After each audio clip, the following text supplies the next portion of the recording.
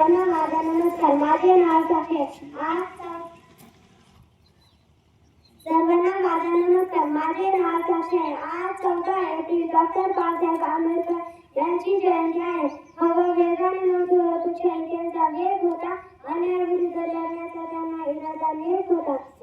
असा भिंगाचा लेख लाखात नव्हती तर जगात एक होता.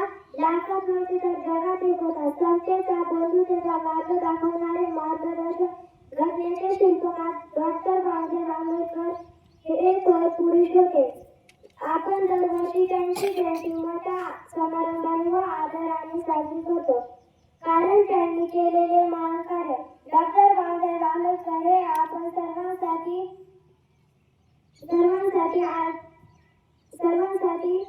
आहेत.